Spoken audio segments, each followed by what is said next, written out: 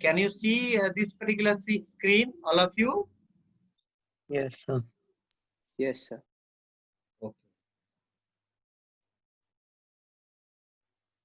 So what we are doing? We are doing price determination.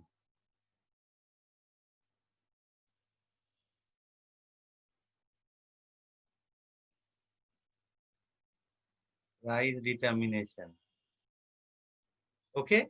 So over here, yesterday I told you that there are two forces, demand and supply. Sorry.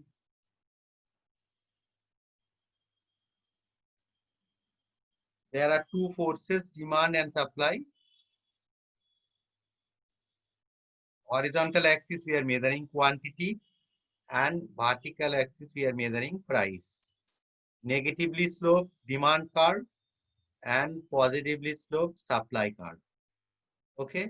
So these two curves, they intersect at a point E over here, and we have this equilibrium quantity.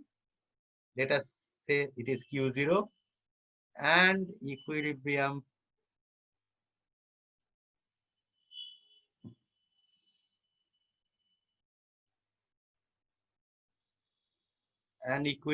price E0. Okay. Not working today properly. Okay, now why it is P0, why not P1?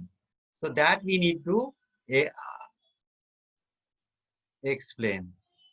So this is called equilibrium analysis, and it's a must. So at price P1, what happens? Consumer, they demand less. They demand here Q1. As per demand curve, we are fixing quantity. This is the demand curve. Okay. So this is the demand curve, and as per this demand curve, if price is at OP1, then the consumer is demanding Q1. But the suppliers, they are supplying, they want to supply this much.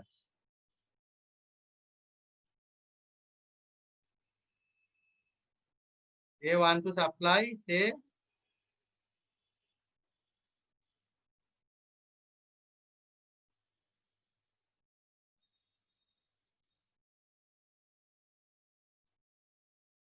they want to supply Q, say 2. So quantity supplied is OQ2 and quantity demanded is OQ1. So this Q1, Q2, now this one is your called excess supply. Excess supply. This one is called excess supply. Now due to this excess supply, what happens? There will be unsold stock. Now to get rid of unsold stock, producers, they will reduce price. They will start reducing price. So price will start from falling from P1, okay, and slowly you are moving towards this point to this point, and this point to this point. So you are moving towards equilibrium. So any price above P0 cannot sustain. Any price above P0, anyone cannot sustain, because anything above P0 will have or will create excess supply, and excess supply will bring down the price. Okay, and slowly the quantity demanded will increase, because we all know from law of demand that when price falls, quantity increases. So we will move from this point to this particular point along this demand curve, and at the same time, because of the law of supply, when price decreases, quantity supplied also decreases. So you are moving from this point to this point. So past, because of the demand force, you are moving from this point to this point, and for the supply force, you are moving from this point to this point. So ultimately, equilibrium is reached. Okay. So this is called equilibrium analysis. Now, let us check the other one. What will happen if price is below the equilibrium level? As usual, this is demand, negatively sloped. This is supply. Now this is demand, this is supply, this is demand. Now price is here, P0 and Q0.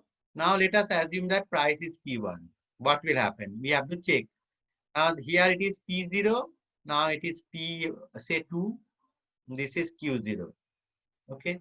Now if price is below P0, P2, now the consumers, they will demand more. Say this is, say, Q3. But the supplier, they want to supply less because of law of supply. Now, so what will happen? At P2, this much is the quantity supplied and this much is the quantity demanded. So this portion is called excess demand. This is called excess demand. In the market, there is excess demand. Excess demand will lead to increase in price. So price will start rising. So like from P2, it will start rising up to P0. And when price rises, then suppliers, they will supply more quantity. But when price rises, consumers, they will reduce quantity. So ultimately, you will move along the demand curve from this point to this point and along the supply curve from this point to this point. So again, you come back to P0.